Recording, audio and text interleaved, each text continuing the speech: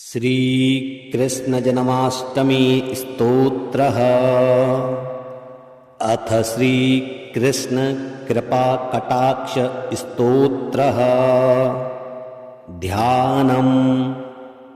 मूकं करोति वाचालं पंगुं लंघयते गिरिं यत्कृपात्तमहं वन्दे परमानन्दमाधवम्।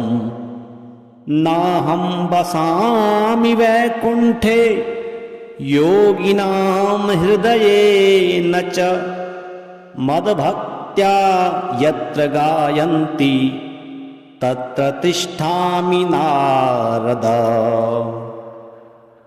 भजे ब्रजे कमण्डनं समस्तपापखण्डनं स्वभक्तचित्तरञ्जनं सदैव नन्दनन्दनं। सुपिच्छगुच्छमस्तकं सुनादवेणुहस्तकम् अनङ्गरङ्गसागरं नमामि कृष्णनागरम्। मनोजगर्वमोचनं विशाललोललोचनं विधूतगोपशोचनं नमामि पद्मलोचनं। करारविन्दभूधरं स्मृतावलोकसुन्दरं महेन्द्रमानदारणं नमामि कृष्णवारणम्।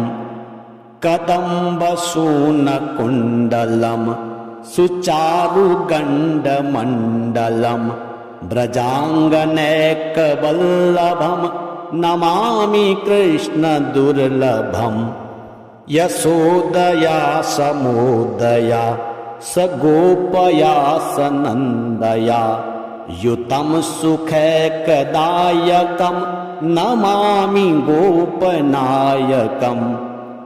सदैव पादपङ्कजं मदीयमानसे निजं दधानमुक्तमालकं नमामि नन्दबालकम्। समस्तदोषशोषणं समस्तलोकपोषणं समस्तगोपमानसं नमामि नन्दलालसम्। भुवो भरावतारकं भवाब्धिकर्णधारकं यशोमतीकिशोरकं नमामि चित्तचोरकम्। दृगन्तकान्तभङ्गिनं सदा सदालिसङ्गिनं दिने दिने नवं नवं नमामि नन्दसम्भवम्। गुणाकरं सुखाकरं कृपाकरं कृपाकरं सुरद्विषन्निकन्दनं नमामि गोपनन्दनम्। नवीनगोपनागरं नवीनकेलिलम्पटं नमामि मेघसुन्दरं तडितप्रभालसत्पटम्। समस्तगोपमोहनं हृदम्बुजैकमोदनं नमामि कुञ्जमध्यगं प्रसन्नभानुशोभनम्। निकामकामदायकं दृगन्तचारुसायकं रसालवेणुगायकं नमामि कुञ्जनायकम्। विदग्धगोपिका मनोज्ञतल्पसायिनं नमामि कुञ्जकानने प्रवृद्धवह्निपायिनम्। किशोरकान्तिरञ्जितं दृगञ्जनं सुशोभितं गजेन्द्रमोक्षकारिणं नमामि श्रीनिवारिणम्। यदा तदा यथा तथा तथैव कृष्णसत्कथा मया सदैव गीयतां तथा कृपा विधीयताम् प्रमाणिकाष्टकद्वयम् जपत्यधीत्य यः पुमान् भवेत् स नन्दनन्दने ते भवेषु भक्तिमान्। भजे ब्रजे कमण्डनम् समस्तपापखण्डनम् स्वभक्तचित्तरञ्जनम् सदैव नन्दनन्दनम् सुपिच्छगुच्छमस्तकम् सुनादवेणुहस्तकम् अनङ्गरङ्गसागरम् नमामि कृष्णनागरम्। मनोजगर्वमोचनम् विशाललोललोचनम् विधूतगोपशोचनम् नमामि पद्मलोचनम्।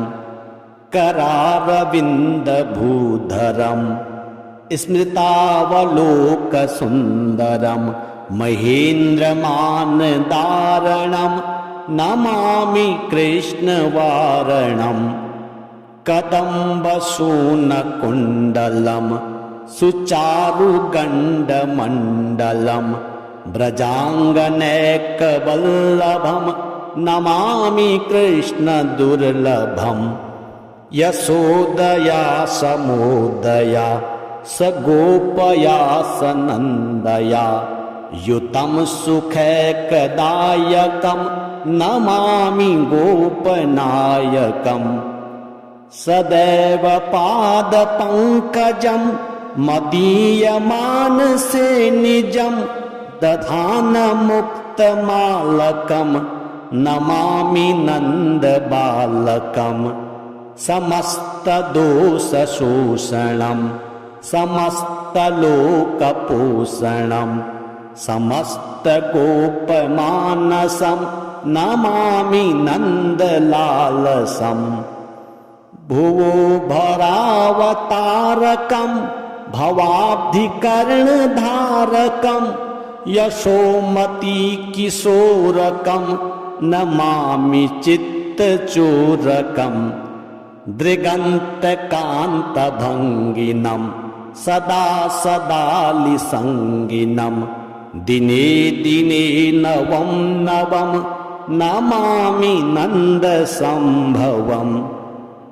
गुणाकरं सुखाकरं कृपाकरं कृपाकरं सुरद्विषन्निकन्दनं नमामि गोपनन्दनं। नवीनगोपनागरं नवीनकेलिलम्पटं नमामि मेघसुन्दरं तडितप्रभालसत्पटम्।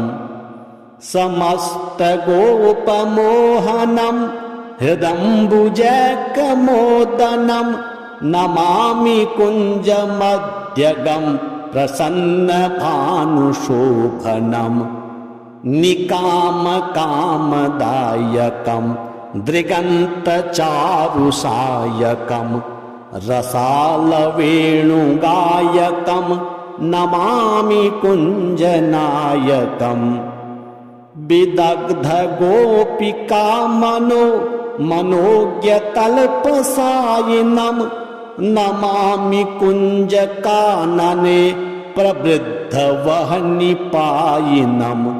किशोरकान्तिरञ्जितं दृगञ्जनं सुशोभितं गजेन्द्रमोक्षकारिणं नमामि श्रीनिवारिणम्। यदा तदा यथा तथा तथैव कृष्णसत्कथा मया सदैव गीयतां तथा कृपा विधीयताम्। प्रमाणिकाष्टकद्वयं जपत्यधीत्य यः पुमान् भवेत् स नन्दनन्दने ते भवेषु भक्तिमान्। भजे ब्रजे कमण्डनं समस्तपापखण्डनं स्वभक्तचित्तरञ्जनं सदैव नन्दनन्दनं सुपिच्छगुच्छमस्तकं सुनादवेणुहस्तकम् अनङ्गरङ्गसागरं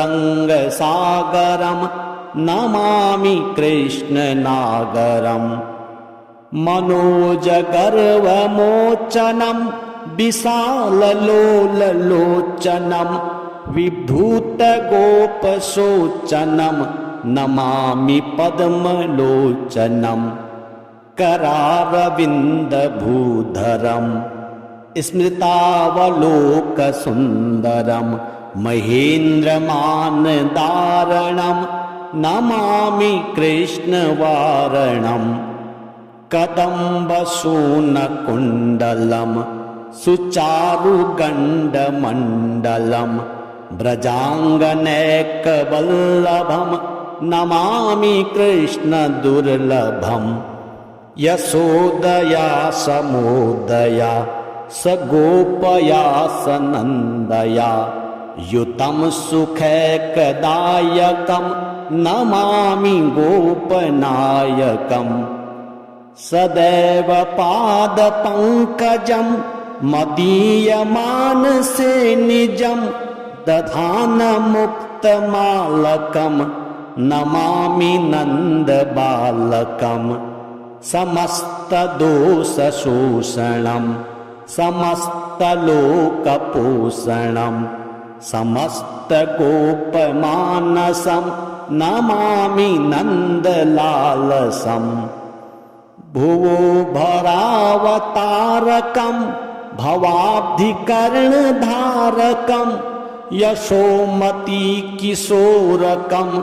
नमामि चित्तचोरकम् दृगन्तकान्तभङ्गिनं सदा सदालिसङ्गिनं दिने दिने नवं नवं नमामि नन्दसम्भवम् गुणाकरं सुखाकरं कृपाकरं कृपाकरं सुरद्विषन्निकन्दनं नमामि गोपनन्दनं नवीनगोपनागरं नवीनकेलिलम्पटं नमामि मेघसुन्दरं तडितप्रभालसत्पटम् समस्तगोपमोहनं हृदम्बुजैकमोदनं नमामि कुञ्जमध्यगं प्रसन्नभानुशोभनं निकामकामदायकं दृगन्तचारुसायकं रसालवेणुगायकं नमामि कुञ्जनायकम् विदग्धगोपिका मनोज्ञतल्पसायिनं नमामि कुञ्जकानने प्रवृद्धवह्निपायिनं किशोरकान्तिरञ्जितं दृगञ्जनं सुशोभितं गजेन्द्रमोक्षकारिणं नमामि श्रीनिवारिणम् यदा तदा यथा तथा तथैव कृष्णसत्कथा मया सदैव गीयतां तथा कृपा विधीयतां प्रमाणिकाष्टकद्वयं जपत्यधीत्य यः पुमान् भवेत् स नन्दनन्दने ते भवेषु भक्तिमान् भजे ब्रजे कमण्डनं समस्तपापखण्डनं स्वभक्तचित्तरञ्जनं सदैव नन्दनन्दनं सुपिच्छगुच्छमस्तकं सुनादवेणुहस्तकम् अनङ्गरङ्गसागरं नमामि कृष्णनागरम् मनोजगर्वमोचनं विशाललोललोचनं विभूतगोपशोचनं नमामि पद्मलोचनं करारविन्दभूधरम् स्मृतावलोकसुन्दरं महेन्द्रमानदारणं नमामि कृष्णवारणं कदम्बसूनकुण्डलं सुचारुगण्डमण्डलं व्रजाङ्गनैकवल्लभं नमामि कृष्णदुर्लभम् यशोदया समोदया स गोपया सनन्दया युतं सुखैकदायकं नमामि गोपनायकम् सदैव पादपङ्कजं मदीयमानसे निजं दधानमुक्तमालकं नमामि नन्दबालकम् समस्तदोषशोषणं समस्तलोकपोषणं समस्तगोपमानसं नमामि नन्दलालसम् भुवो भरावतारकं भवाब्धिकर्णधारकं यशोमतीकिशोरकं नमामि चित्तचोरकम् दृगन्तकान्तभङ्गिनं सदा सदालिसङ्गिनं दिने दिने नवं नवं नमामि नन्दसम्भवम् गुणाकरं सुखाकरं कृपाकरं कृपाकरं सुरद्विषन्निकन्दनं नमामि गोपनन्दनम् नवीनगोपनागरं नवीनकेलिलम्पटं नमामि मेघसुन्दरं तडितप्रभालसत्पटम् समस्तगोपमोहनं हृदम्बुजैकमोदनं नमामि कुञ्जमध्यगं प्रसन्नभानुशोभनम् निकामकामदायकं दृगन्तचारुसायकं रसालवेणुगायकं नमामि कुञ्जनायकम् विदग्धगोपिकामनो मनोज्ञतल्पसायिनं नमामि कुञ्जकानने प्रवृद्धवह्निपायिनम् किशोरकान्तिरञ्जितं दृगञ्जनं सुशोभितं गजेन्द्रमोक्षकारिणं नमामि श्रीनिवारिणम् यदा तदा यथा तथा तथैव कृष्णसत्कथा मया सदैव गीयतां तथा कृपा विधीयताम् प्रमाणिकाष्टकद्वयं जपत्यधीत्य यः पुमान् भवेत् स नन्दनन्दने ते भवेषु भक्तिमान् भजे ब्रजे कमण्डनं समस्तपापखण्डनं स्वभक्तचित्तरञ्जनं सदैव नन्दनन्दनं सुपिच्छगुच्छमस्तकं सुनादवेणुहस्तकम् अनङ्गरङ्गसागरं नमामि कृष्णनागरम् मनोजगर्वमोचनं विशाललोललोचनं विधूतगोपशोचनं नमामि पद्मलोचनं करारविन्दभूधरं स्मृतावलोकसुन्दरं महेन्द्रमानदारणं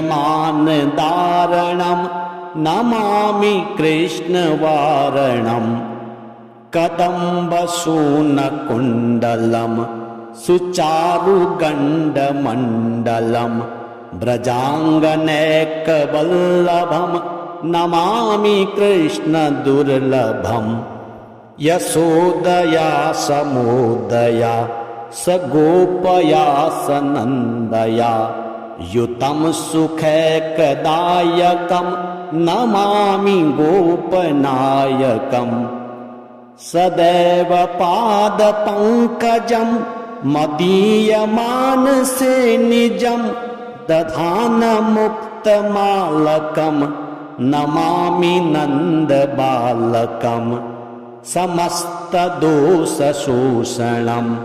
समस्तलोकपोषणं समस्तगोपमानसं नमामि नन्दलालसम् भुवो भरावतारकं भवाब्धिकर्णधारकं यशोमतीकिशोरकं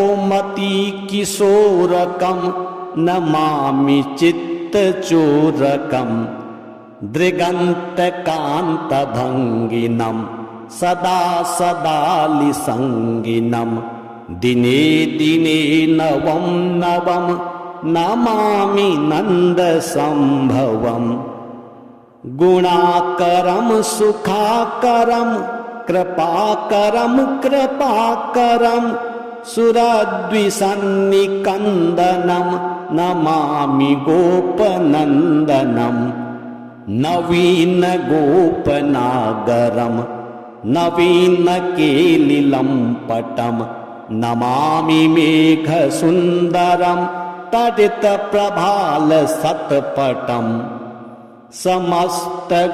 समस्तगोपमोहनं हृदम्बुजैकमोदनं नमामि कुञ्जमध्यगं प्रसन्नभानुशोभनम् निकामकामदायकं दृगन्तचारुसायकं रसालवेणुगायकं नमामि कुञ्जनायकम् विदग्धगोपिकामनो मनोज्ञतल्पसायिनं नमामि कुञ्जकानने प्रवृद्धवह्निपायिनम् किशोरकान्तिरञ्जितं दृगञ्जनं सुशोभितं गजेन्द्रमोक्षकारिणं नमामि श्रीनिवारिणम् यदा तदा यथा तथा तथैव कृष्ण सत्कथा मया सदैव गीयतां तथा कृपा विधीयताम् प्रमाणिकाष्टकद्वयं जपत्यधीत्य यः पुमान् भवेत् स नन्दनन्दने ते भवे सुभक्तिमान् भजे ब्रजे कमण्डनं समस्तपापखण्डनं स्वभक्तचित्तरञ्जनं सदैव नन्दनन्दनं सुपिच्छगुच्छमस्तकं सुनादवेणुहस्तकम् अनङ्गरङ्गसागरं नमामि कृष्णनागरम् मनोजगर्वमोचनं विशाललोललोचनं विधूतगोपशोचनं नमामि पद्मलोचनं करारविन्दभूधरं स्मृतावलोकसुन्दरं महेन्द्रमानदारणं नमामि कृष्णवारणम् कदम्बसूनकुण्डलं सुचारुगण्डमण्डलं व्रजाङ्गनैकवल्लभं नमामि कृष्णदुर्लभम् यशोदया समोदया स गोपया स नन्दया युतं सुखैकदायकं नमामि गोपनायकम् सदैव पादपङ्कजं मदीयमानसे निजं दधानमुक्तमालकं नमामि नन्दबालकम् समस्तदोषशोषणं समस्तलोकपोषणं समस्तगोपमानसं नमामि नन्दलालसम् भुवो भरावतारकं भवाब्धिकर्णधारकं यशोमती किशोरकं नमामि चित्तचोरकं दृगन्तकान्तभङ्गिनं सदा सदालिसङ्गिनं दिने दिने नवं नवं नमामि नन्दसम्भवम् गुणाकरं सुखाकरं कृपाकरं कृपाकरं सुरद्विषन्निकन्दनं नमामि गोपनन्दनं नवीनगोपनागरं नवीनकेलिलम्पटं नमामि मेघसुन्दरं तडितप्रभालसत्पटम् समस्तगोपमोहनं हृदम्बुजैकमोदनं नमामि कुञ्जमध्यगं प्रसन्नभानुशोभनं निकामकामदायकं दृगन्तचारुसायकं रसालवेणुगायकं नमामि कुञ्जनायकम् विदग्धगोपिका मनोज्ञतल्पसायिनं नमामि कुञ्जकानने प्रवृद्धवह्निपायिनं किशोरकान्तिरञ्जितं दृगञ्जनं सुशोभितं गजेन्द्रमोक्षकारिणं नमामि श्रीनिवारिणम् यदा तदा यथा तथा तथैव कृष्णसत्कथा मया सदैव गीयतां तथा कृपा विधीयतां प्रमाणिकाष्टकद्वयं जपत्यधीत्य यः पुमान् भवेत् स नन्दनन्दने ते भवेषु भक्तिमान् भजे ब्रजे कमण्डनं समस्तपापखण्डनं स्वभक्तचित्तरञ्जनं सदैव नन्दनन्दनं सुपिच्छगुच्छमस्तकं सुनादवेणुहस्तकम् अनङ्गरङ्गसागरं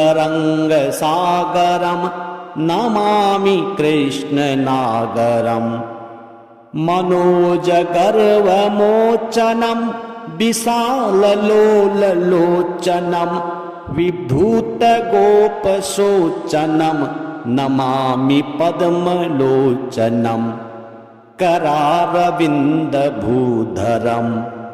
स्मृतावलोकसुन्दरं महेन्द्रमानदारणं नमामि कृष्णवारणम् कदम्बसूनकुण्डलं सुचारुगण्डमण्डलं व्रजाङ्गनैकवल्लभं नमामि कृष्णदुर्लभम् यशोदया समोदया स गोपया सनन्दया युतं सुखैकदायकं नमामि गोपनायकम् सदैव पादपङ्कजं मदीयमानसे निजं दधानमुक्तमालकं नमामि नन्दबालकं समस्तदोषशोषणं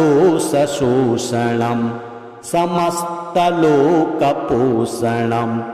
समस्तगोपमानसं नमामि नन्दलालसम् भुवो भरावतारकं भवाब्धिकर्णधारकं यशोमती किशोरकं नमामि चित्तचोरकं दृगन्तकान्तभङ्गिनं सदा सदालिसङ्गिनं दिने दिने नवं नवं नमामि नन्दसम्भवम् गुणाकरं सुखाकरं कृपाकरं कृपाकरं सुरद्विषन्निकन्दनं नमामि गोपनन्दनं नवीनगोपनागरं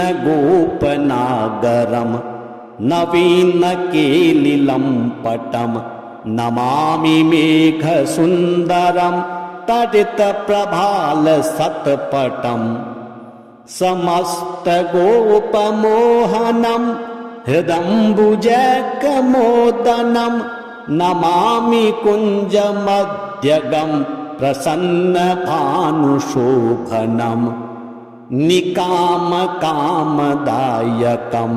दृगन्तचारुसायकं रसालवेणुगायकं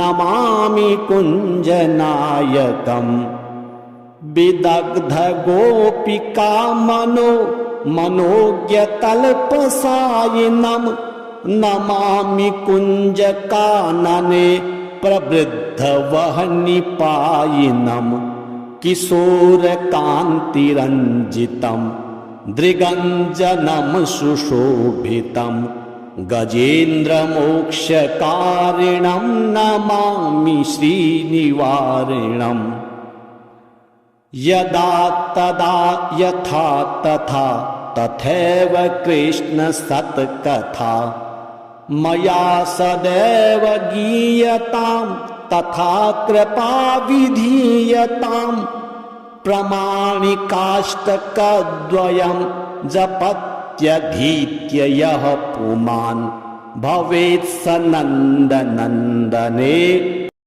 भवे सुभक्तिमान् भजे ब्रजे कमण्डनं समस्तपापखण्डनं स्वभक्तचित्तरञ्जनं सदैव नन्दनन्दनं सुपिच्छगुच्छमस्तकं सुनादवेणुहस्तकम्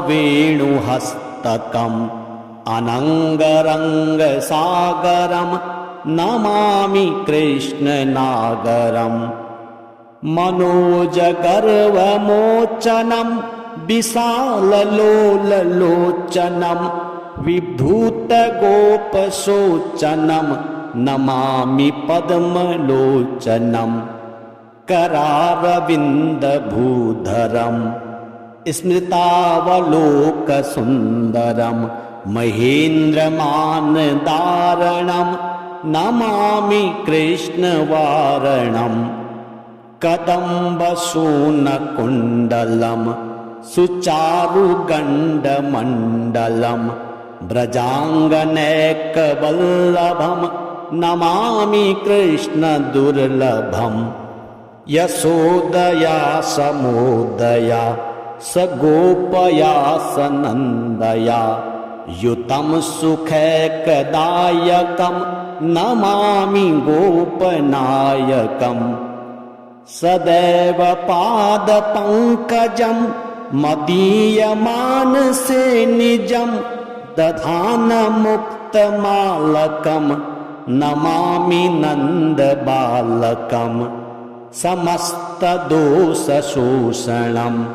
समस्तलोकपोषणं समस्तगोपमानसं नमामि नन्दलालसम् भुवो भरावतारकं भवाब्धिकर्णधारकं यशोमतीकिशोरकं नमामि चित्तचोरकं दृगन्तकान्तभङ्गिनं सदा सदालिसङ्गिनं दिने दिने नवं नवं नमामि नन्दसम्भवम् गुणाकरं सुखाकरं कृपाकरं कृपाकरं सुरद्विषन्निकन्दनं नमामि गोपनन्दनं नवीनगोपनागरं नवीनकेलिलम्पटं नमामि मेघसुन्दरं तडितप्रभालसत्पटम् समस्तगोपमोहनं हृदम्बुजकमोदनं नमामि कुञ्जमध्यगं प्रसन्नभानुशोभनं निकामकामदायकं दृगन्तचारुसायकं रसालवेणुगायकं नमामि कुञ्जनायकम् विदग्धगोपिका मनोज्ञतल्पसायिनं नमामि कुञ्जकानने प्रवृद्धवह्निपायिनं किशोरकान्तिरञ्जितं दृगञ्जनं सुशोभितं गजेन्द्रमोक्षकारिणं नमामि श्रीनिवारिणम् यदा तदा यथा तथा तथैव कृष्णसत्कथा मया सदैव गीयतां तथा कृपा विधीयतां प्रमाणिकाष्टकद्वयं जपत्यधीत्य यः पुमान् भवेत् स नन्दनन्दने ते भवेत् सुभक्तिमान्।